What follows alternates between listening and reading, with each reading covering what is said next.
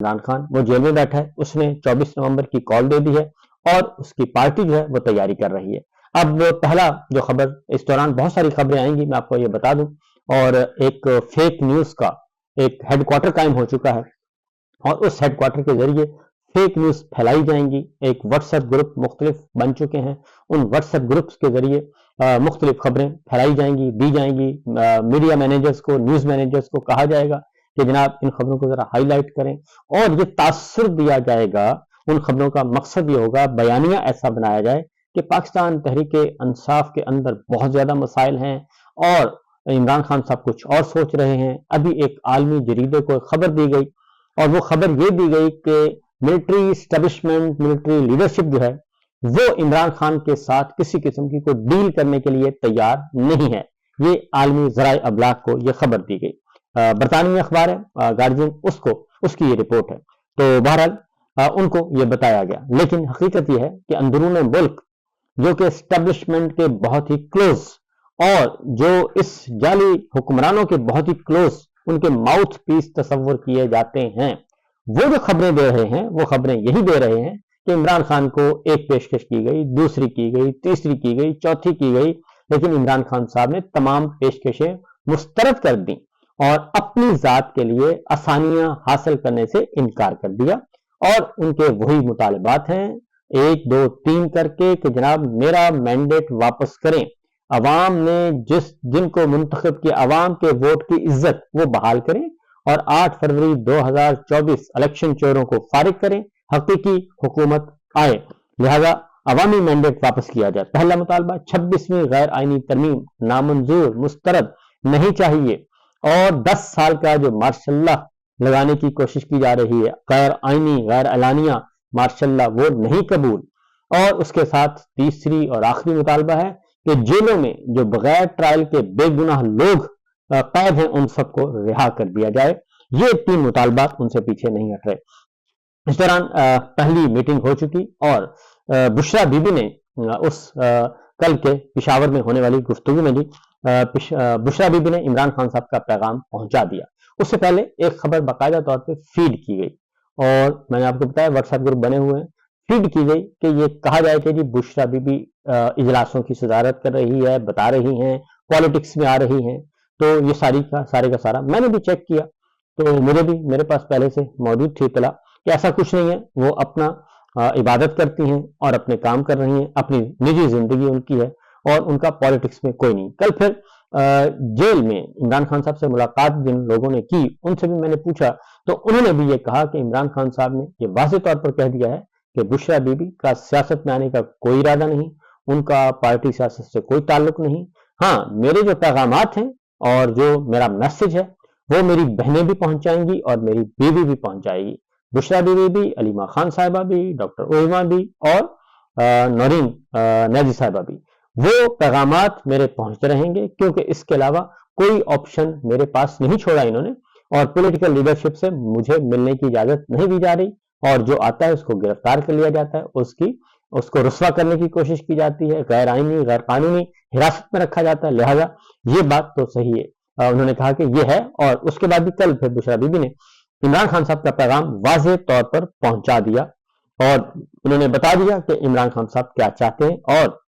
ہر صورت میں پنجاب اور خیبر پختونخوا کے عوام جو ہے وہ نکلیں اور وہ رخ کریں اسلام آباد کا، اور اس میں عمران خان صاحب کی کوئی ذاتی فائدہ نہیں ہے، وہ صرف پاکستان کی اصلاح چاہتے ہیں، نظام کی اصلاح چاہتے ہیں۔ اس کے بعد جناب جو اب آتے ہیں کہ جو حقیقت ہے ان کے ہاتھ پاؤں کیوں پھولے ہوئے۔ کل ہم نے دیکھا کہ ایک فتویٰ جاری کروایا گیا اسلامی نظریاتی کونسل سے اور اس کے ذریعے وی پی این کو حرام قرار دے دیا گیا۔ اب وی پی این جیسے ہی حرام قرار دیا گیا تو وزارت داخلہ نے پی ٹی اے کو، پاکستان ٹیلی کمیونیکیشن اتھارٹی کو لکھ دیا اور وہاں پہ جنرل صاحب بیٹھے ہیں، انہوں نے فل فور عمل کیا اور پاکستان میں اب وی پی این بھی بلاک ہو گئے ہیں اور ٹویٹر تک اور سوشل میڈیا تک ایکسیس جو ہے، جو انہوں نے جہاں سے ایک انڈیپینڈنٹ اوپینین آتی ہے اور کاؤنٹر نیریٹو آتا ہے اور صحیح سرکاری سچ اور سرکاری جھوٹ کے علاوہ صحیح خبریں ان تک پہنچتی ہیں عوام تک، وہ سارے کے سارے ذرائع سورسز بند کر دیے گئے۔ یعنی جو حقیقت اور سچی خبروں کی طرف جانے والے تمام جو راستے ہیں وہ بند کیے جا رہے ہیں۔ تو میں صرف اتنا کہوں گا کہ جناب یہ ایک بات ذہن میں رکھیے گا کہ اس سے کوئی فرق نہیں پڑنا، اور اس کی وجہ یہ ہے کہ جب پاکستان بنا تھا اور کتنا بڑا بر صغیر تھا، اور طول و عرض میں قائد اعظم محمد علی جناح کی جو آواز پہنچی تھی وہ کسی ٹیلی ویژن چینل کے ذریعے نہیں پہنچی تھی، وہ سینہ بسینہ پہنچی تھی، اور گاؤں سے دوسرے گاؤں کی طرف، ایک گلی سے دوسری گلی کی طرف، ایک محلے سے دوسرے محلے کی طرف وہ ایسے پہنچی تھی، اور پاکستان اس طرح بنا تھا۔ اس کے بعد 77 کی تحریک، ایوب خان صاحب کے خلاف جو تحریک چلی تھی، اس وقت بھی کوئی ٹیلی ویژن نہیں تھا اور کوئی میڈیا نہیں تھا، کچھ نہیں تھا، اور چند اخبار تھے، اور ان کو بھی قابو کیا ہوا تھا جنرل ایوب خان صاحب نے، اور تحریک چلی اور ان کو اقتدار چھوڑنا پڑا۔ اس کے بعد آپ آ جائیں 77 میں آ جائیں، 77 کی تحریک بھی اسی طرح چلی تھی، اور پاکستان کے عوام نے اپنا جو فیصلہ ہے وہ سنا دیا تھا، اور تحریک چلتی رہی تھی اور کامیاب ہوئی تھی۔ تو بہرحال بہت ساری مثالیں ہیں، تو اس لیے جناب یہ کہنا کہ وی پی این بلاک کر کے، سوشل میڈیا بلاک کر کے، ڈیجیٹل میڈیا بلاک کر کے یہ سارے کام کر دیے جائیں گے، یہ سوال ہی پیدا نہیں ہوتا، اور اس سے کوئی فرق نہیں پڑے گا، اس سے بلکہ زیادہ ریاکشن آئے گا، زیادہ سیاسی عصبیت زیادہ مجتمع ہوگی، اور ایسے مجتمع ہوگی کہ وہ بتائے گی کہ جو عوامی عصبیت ہے، سیاسی عصبیت ہے، وہ بہت سخت گیر ہوتی ہے جی، وہ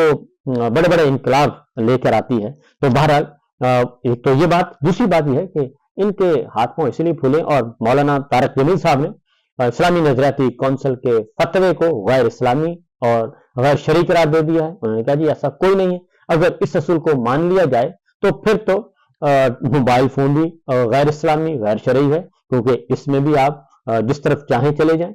رائٹ سائڈ پہ جانا ہے یا لیفٹ سائڈ پہ جانا ہے، اس آپ کی مرضی ہے۔ اور اسی طریقے سے گاڑی ہے، گاڑی کو آپ گاڑی کا صحیح استعمال بھی کر سکتے ہیں، غلط بھی کر سکتے ہیں، اور ٹیلی ویژن چینل از خود اس کو بھی آپ پھر بند کر دیں، گاڑیوں کو بھی بند کر دیں، ساری ٹیکنالوجیز کو بند کر دیں۔ اس سے ہو کیا رہا ہے؟ اس سے ہو یہ رہا ہے کہ آپ نے زر مبادلہ کے ایک مین سورس جو ہے، جو دولت آ رہی تھی، ڈالرز آ رہے تھے پاکستان میں، ان ساروں کو بلاک کر دیا، اور وہ ایک ایسی انکم جس پہ جو نوجوان گھر بیٹھے اپنا کما رہے تھے، کیونکہ آن لائن بزنس بہت بڑا بزنس ہے، اور یہ صرف یہی نہیں کہ یہ ٹویٹر پہ صرف ٹویٹر افیکٹ ہو رہا ہے، آپ نے اپنی سیاسی بیانیے کو، ناکام سیاسی بیانیے کا جو بدلہ ہے وہ آپ کس سے لے رہے ہیں؟ وہ پوری قوم سے لے رہے ہیں، پاکستان کی اکانومی سے لے رہے ہیں، پاکستان کی معیشت سے لے رہے ہیں، اور پاکستان کی شاہ رگ کاٹ رہے ہیں، معیشت شاہ رگ ہے نا، اس کو کاٹ رہے ہیں آپ، اور اس طریقے سے سارا بند کر رہے ہیں۔ لیکن آپ کے اصول اس کا نقصان جو ہے، جبکہ خود جو ہے وہ سب کچھ استعمال کیا جا رہا ہے، حکمران خود کر رہے ہیں، اور جو ایک خاص نیریٹو ہے وہ بہت پھیلایا جا رہا ہے، لیکن اس کے باوجود کامیابی نہیں ہو رہی۔ تو اس سے اندازہ ہوتا ہے کہ جناب یہ معاملات کنٹرول میں نہیں ہیں، ہاتھ پاؤں پھولے ہوئے ہیں، اور شاید اسی لیے V P N block, Twitter block, YouTube block, ہر طرح کے تمام sources block, T V channels پہ بدترین قسم کی سینسرشپ، اخبارات پہ سینسرشپ، صرف سرکاری سچ، سرکاری جھوٹ، سرکاری دانشور، اور ان کے ذریعے پروپیگنڈا، اور پھر واٹس ایپ گروپس، اور واٹس ایپ گروپس کے ذریعے فیک نیوز پھیلائی جا رہی ہیں اور چلوائی جا رہی ہیں۔ تو یہ ہے معاملہ۔ تو لیکن کیا اس میں کوئی کامیابی ہو سکے گی؟ کیونکہ اب تو براہ راست وزیر دفاع خواجہ آصف صاحب نے کہہ دیا ہے کہ جناب ہمارا یہ ایک ہائیبرڈ نظام چل رہا ہے، اور ہمیں ملٹری لیڈرشپ کی سپورٹ حاصل ہے، اور اسی کی سپورٹ اور حمایت سے ہم آگے بڑھ رہے ہیں، اور یہاں تک کہ پیپلز پارٹی جو ہے اس کو بھی لالی پاپ دیا، اس کو بھی جھنڈی کرا دی گئی کہ جناب آپ کا کام اتنا ہی تھا، قاضی صاحب کا کام بھی ایک ٹوائلٹ ٹیشو رول کی والا تھا، اور آپ کا کام بھی یہی تھا، امینڈمنٹ ہو گئی، ایکسٹینشن ہو گئی، اب آپ جائیں چھٹی کریں، آرام فرمائیں۔ تو خواجہ آصف صاحب نے یہ اقرار کر لیا ہے،